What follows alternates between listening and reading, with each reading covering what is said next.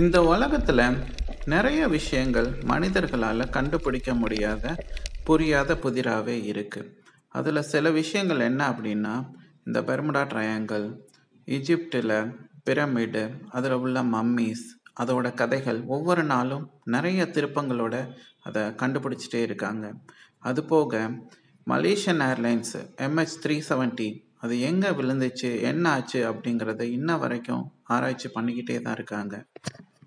அதே வகையில் ஒரு புரியாத புதிரான ஒரு இடத்த பற்றி தான் நாம் இந்த காணொலியில் பார்க்க போகிறோம். 1962 டிசம்பர் 18ஆம் தேதி இந்தியாவில் தனுஷ்கோடிங்கிற ஒரு நகரம் அழிஞ்சது நம்ம எல்லாருக்கும் தெரியும்.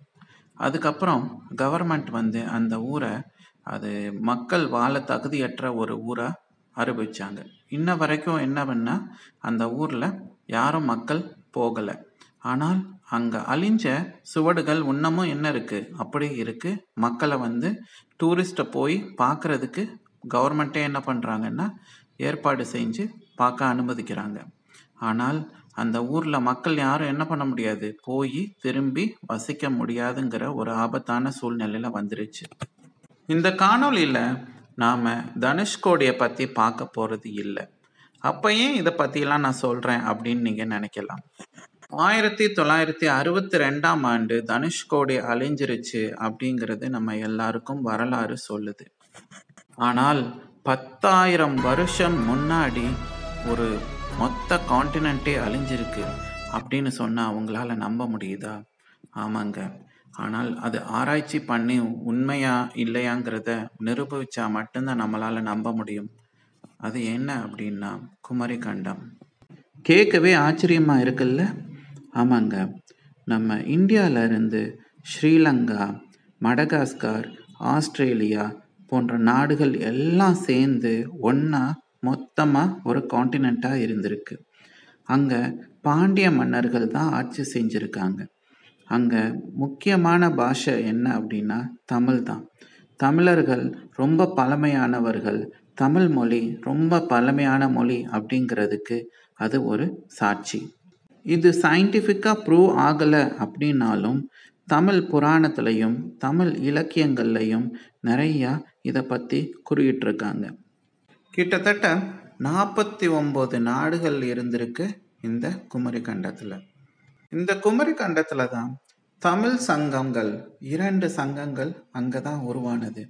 அதாவது மதுரை அப்படிங்கிறது உண்மையிலேயே 2 மதுரை இருந்திருக்குங்க அந்த குமரி கண்டத்தில் தான். 3ஆவதாக இருக்கிறது தான் இப்போ நம்ம தமிழ்நாட்டில் இருக்கிற மதுரை. இங்கே தான் 3ஆவது சங்கம் உருவானது. தமிழ்நாட்டில் சிவகங்கை மாவட்டத்தில் கீழடி அப்படிங்கிற கிராமத்திலையும், ராமநாதபுரம் மாவட்டத்தில் அழகன்குளம் அப்படிங்கிற கிராமத்திலையும் அரசாங்கம் என்ன பண்ணாங்க அப்படின்னு பார்த்தீங்கன்னா நிறைய ஆராய்ச்சி மேற்கொண்டாங்க. தமிழர்களுடைய அடையாளங்கள் நிறையா இன்ன வரைக்கும் எடுத்துகிட்டே தான் இருக்கிறாங்க. அதே மாதிரி நம்ம கடலுக்கு அடியில் ஆராய்ச்சி பண்ணினாங்க அப்படின்னு சொன்னால் தமிழர்கள் எவ்வளோ பழமையான மனிதர்கள், அவங்களுடைய மொழி எவ்வளோ பழமையானது அப்படிங்கிறத இன்னமும் நம்மளால் நிரூபிக்க முடியும்.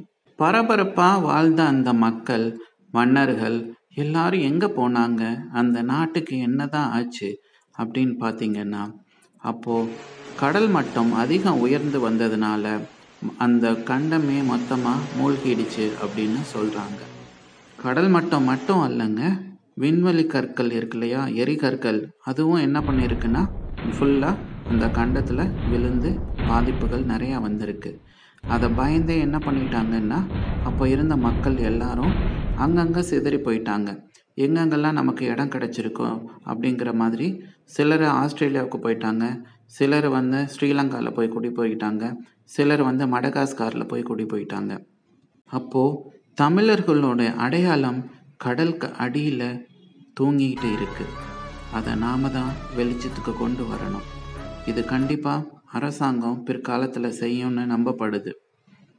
நினச்சி பாருங்க, இந்த குமரி கண்டம் மட்டும் இப்போ இருந்துருந்துச்சுன்னா எவ்வளோ நல்லா இருந்திருக்கும்ல.